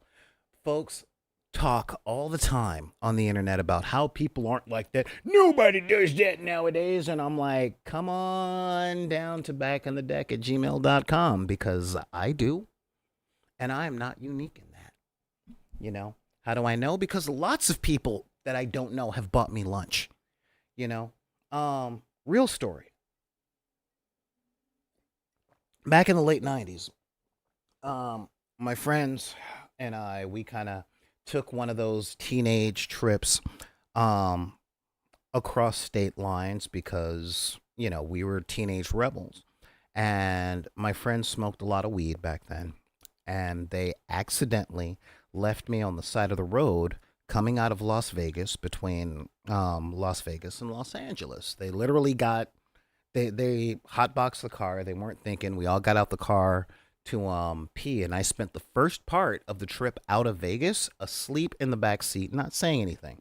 This is important because this is their reason why they left me. Because they thought I was in the car. And then, like an hour later, they were like, hold up, where's Solar? And then they turned around, but I'd left the main road. Okay. Because I was a very pretty young man. And the last thing I wanted at 1 o'clock in the morning between Las Vegas and Los Angeles was some long haul trucker strung out on meth seeing my long haired, slender runway model physique on the side of the road, pulling over and going, you'll do. So I left the side of the road and I was walking in places where no one could see me. All right. So I don't know if they came back or not. I was just, I was just walking and yes, I walked all the way back. So I did that walk through the desert and all that stuff. But this is neither here nor there. Um, I ended up at a diner, somewhere outside of Victorville, California. And I was covered in dust. I smelled like crap. I was almost in tears, and I had $3. And I walked in just to get some water and a cup of coffee. No, no, no, no. This wasn't outside of Victorville. This was outside of This was over by the Alien beef jerky place. Um. And two things happened. Thing number one, a stranger saw that I was in bad shape and I was covered in stuff, and they bought me a whole meal from the restaurant. There was, I think it was a Del Taco or something, and then a car full of hippies offered to take me back to California, but they had this thing to go to, um, and they had an extra ticket. So if I was willing to hop into the freaking into the camper and go with them to that thing, they'd get me home in like a week, or at least as close to home as they could. And that is the first time I ended up at Burning Man, which, by the way, was a 6 hour drive directly north. And that was a whole adventure. But strangers took me in. They fed me and they took me to a really cool place.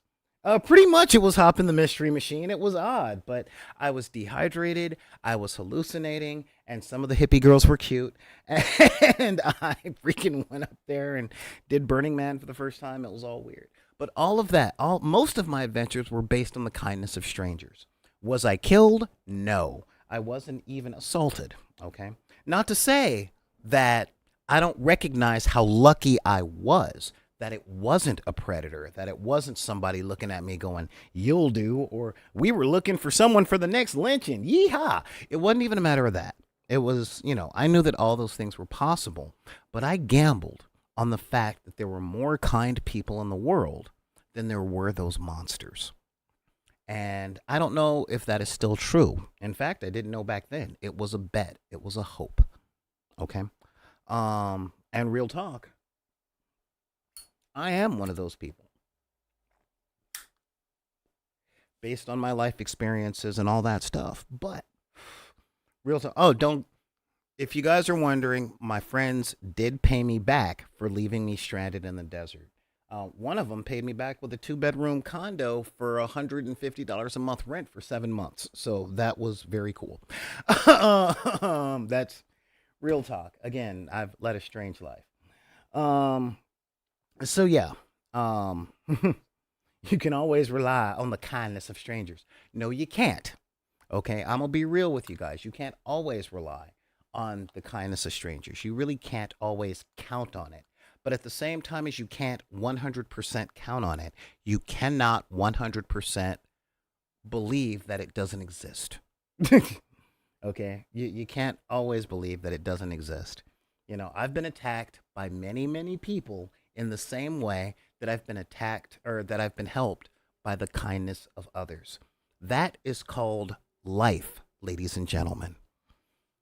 It's not all good. It's not all bad. It is a mixture of everything based on our choices and our luck and our character and the circumstances and the thing, not just the choices that we make, but the things that we have to choose from. All right. That is a huge thing, a really huge thing. And what I put forth, especially in my storytelling and, or my GMing and the short stories that I write and the stuff that I want to film, is that there is always a place for kindness, and being kind does not cost you nearly as much as as being cruel does. Okay, it really doesn't. It really doesn't. There was a time in my life where I was honestly one of the angriest people that you will have ever met. And it got me a couple of girlfriends. I'm not gonna lie. They were like, "Oh, he's so edgy. He's so smart, yet so angry." You know.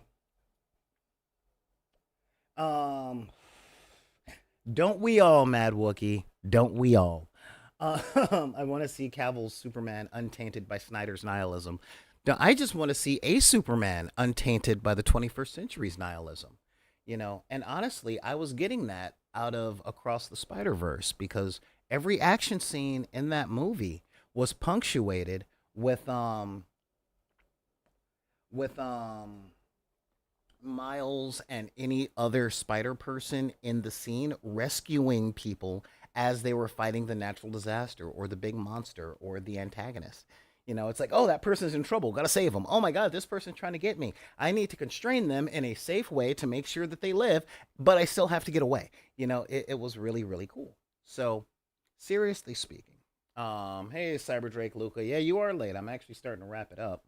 Um, so being kind, having kindness, and putting kindness into the things that you create. And how do we do this? Okay. Um, and I say, how do you put that kindness in? When you write that plot, um, who are the characters? Are there kind people? Are there folks that go, you know what? It just feels good to be. It feels good to try and make a good world. You can even insert, and this is real talk, okay? Really, really real talk. Kindness does not negate edginess. And with that, I will give you the number one inarguable. Okay, this is fact. I've done. You can trust me on this. I have done the research. Okay, you can put kindness with edge together. It's tricky, but you can. And the answer to that is Wolverine. What? Oh, dude, yeah, he is kind as all get out. He does help strangers. He looks out for every single kid. 90% of the Wolverine stories that have lasted the test of time come from him taking Kitty Pryde or Rogue under his wing, being the big brother, being that uncle to the X-Men. Real talk. But he's a cigar smoking, beer drinking, homicidal dude that goes berserker mode more than the character named Beast. Okay? So being kind and having a kind character doesn't mean they have to be super duper nice. Okay? And that is a thing I want to get into since we have about 15 minutes left before I'm out of here today. Um, um, Kindness and niceness do not go hand in hand. I met a dude at a D&D event who pointed that out. He made a paladin who was lawful good and who was kind, who was a jerk. Okay. I think he modeled this guy after the Black Templar from Warhammer 40K because lawful good does not mean lawful nice. All right. And, when they found a person that didn't go up to the law and weren't helping people, again, they rained down upon them with great vengeance and furious anger. And when they talked to the rest of the party, they were super duper edgelord all the time. They were broody. That's what they are. They were broody. Their armor had been painted black, and their cloak wasn't black, but it was dark, dark gray. Because you can't have pure black at night. It makes you able to be seen, but dark gray. And they were a gray orc character, and they spoke like Clint Eastwood, and you know. Let's see here. Not to kill enemy soldiers. Trank darting. Which gives you more soldiers and researchers and intel folks always figure out what'll incentivize mercy. Okay. Um yeah, so that kind of thing. But I look at Wolverine, Logan W. Patch, as a really kind-hearted character who exemplifies kindness in their actions, but who will still do what's got to be done. You know what I'm talking about? I mean that's you don't mess with Wolverine. And again, I'm not even that big a Wolverine fan, but let's face it, nobody can argue that he is not a BAMF. All right, he's still Wolverine, but he's a kind dude. You know, um, and that's one of those really big things. Again, it's what I love about Peter Parker, Miles Morales, Steve Rogers, Wally West, Barry Allen, Clark Kent, Diana freaking Prince. You know, kindness does not equal weakness. In fact, the darker the world, Ravenloft, um, that your characters are in, exemplifies the strength that it takes for kindness. Batman, yeah, Batman is another one. Yeah, Batman is another one. He is a kind person. Okay, it doesn't show very much, and people are like, he's a detective. He is the best guy. He can do all this stuff. But thank you, Cyber Drake. Yeah, he is shockingly empathetic to a few villains. Okay, he is super kind because he could snap the neck of the Joker, Two-Face, the Riddler, the Penguin, pretty much all of his rogues gallery other than Clayface, Killer Croc, and Bane. He could kill all of them in a moment. But what does he do, especially with the Joker? He tries to find a way to heal them. All right, that is huge. Okay, heroism, being the good guy, is based on kindness. All right. One of the most brilliant things, one of the really, really, oh, Lord Prettybeard, we now have to have coffee because you and I, right there, right, you and me, right there. I think the most important Batman story out there was Batman Venom, you know, where he had to fight with becoming cruel, when he couldn't save a little girl. That was big. And the realest of real talk on that is, when it comes to showing the strength of character and force of will it takes to be kind. Okay?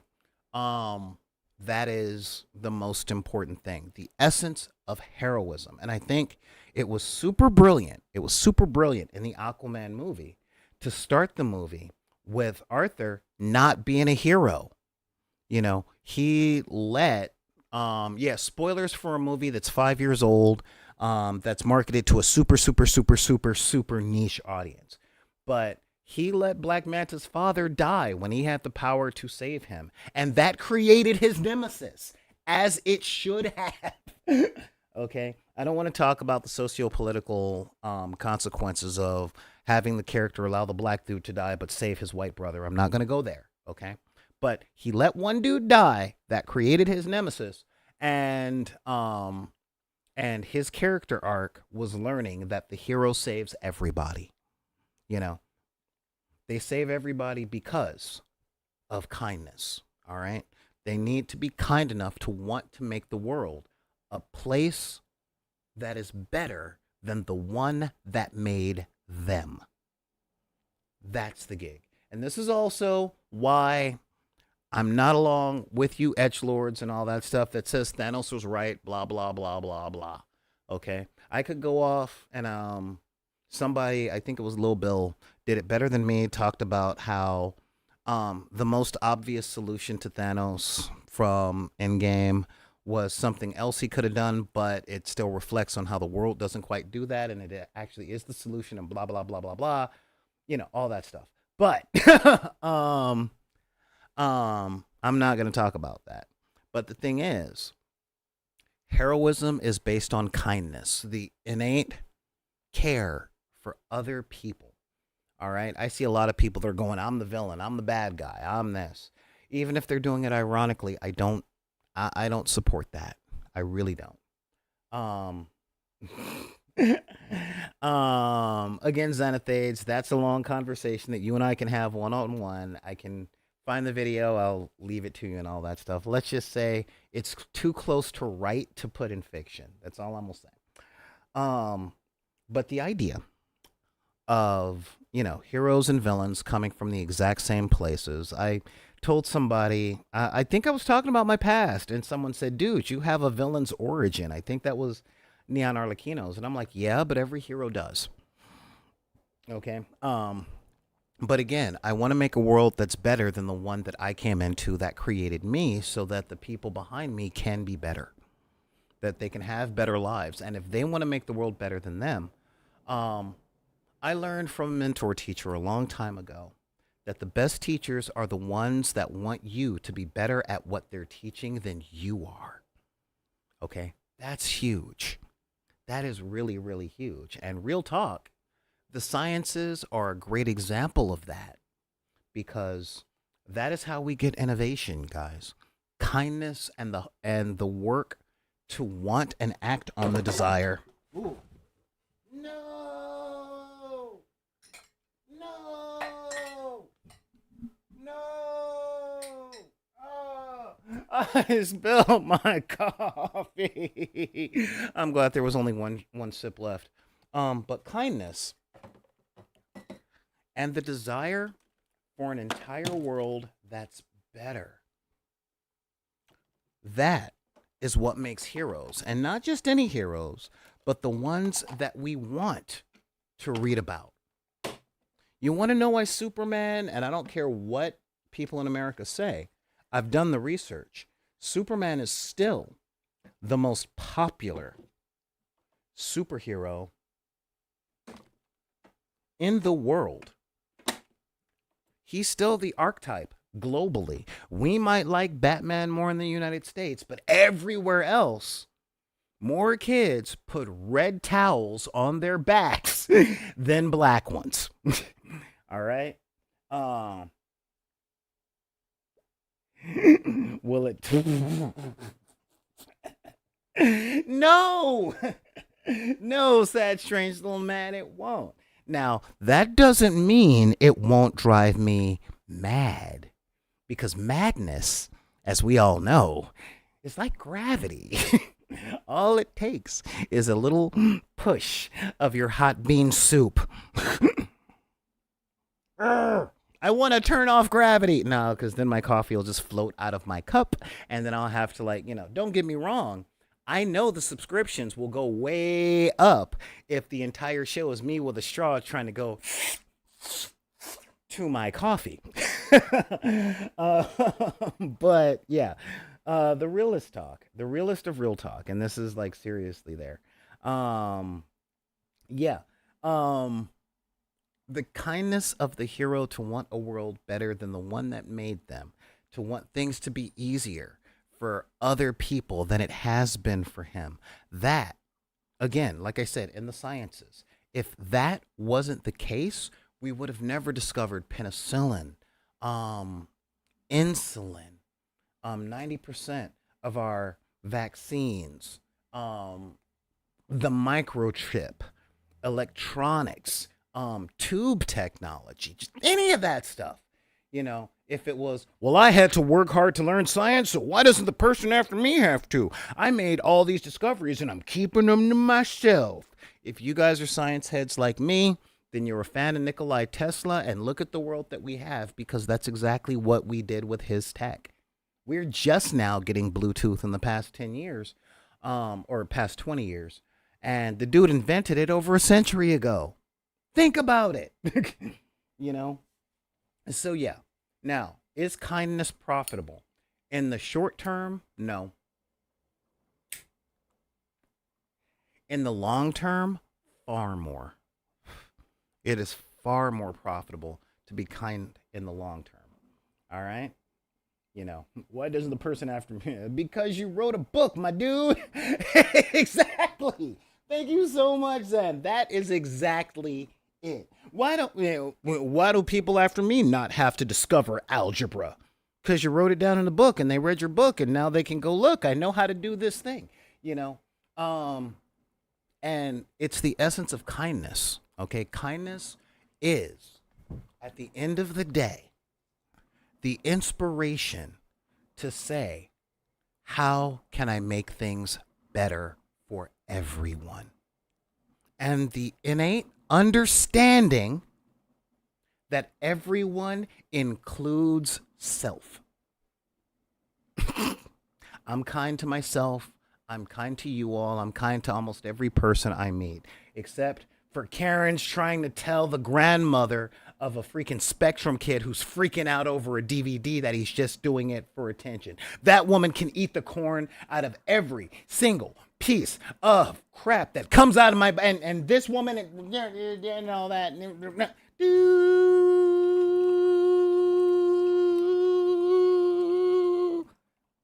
Until it's so far up inside her, she has to hire a doctor and a construction crew to pull it out. Sorry, that, like I said, I haven't actually, I haven't actually had a whole lot of sleep. But yeah, real talk, guys. So just think about that. Think about how being kind to yourself, to your characters, to your opponents, um, um, actually makes for better community, better play experiences, better stories, better music, better everything.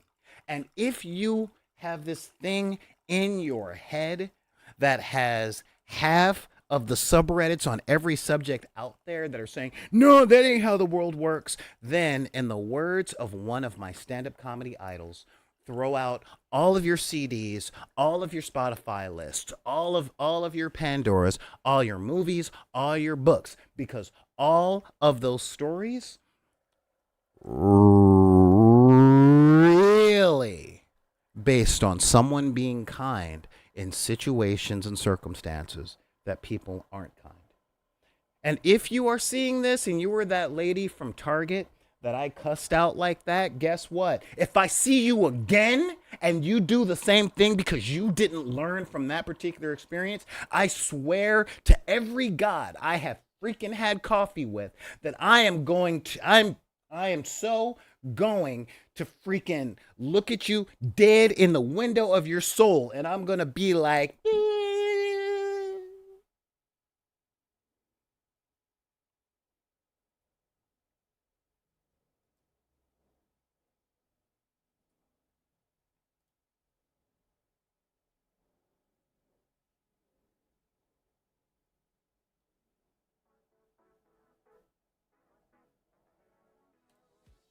And if you guys have any questions or comments, please send me a send me an email at backinthedeck@gmail.com. That's that's BACKINTHEDECK @gmail.com. You can also reach out to me on Twitter, also at Back in the Deck. You can hit me up on Instagram and TikTok and all that stuff. Thank you, Call of Fortnite, for putting up the link to everything. The link to the Discord into the chat if you guys are watching this on the YouTube and all that stuff. Thank you guys so much. Check out, head on over to Spotify and check out Calder Graham. Check out some of his music, especially since he is one of us that's doing music and want to do all of that stuff. Thank you very much, Lord Prettybeard, for your subscription today. It seriously means a lot. And yeah, if you guys were to like and subscribe, that would be awesome. But in the meantime, if anybody tells you that you guys can't like what you like because of the circumstances of your birth, be it race, religion, creed, gender identity, sexual orientation, disability, neurodivergency, or your budget, you can just look at them dead in the eye and tell them to put that card back in the deck. This is Solar Gray, the Cinematic Sorcerer, saying thank you guys for tuning in, and we will see you next time on the dark side of the room.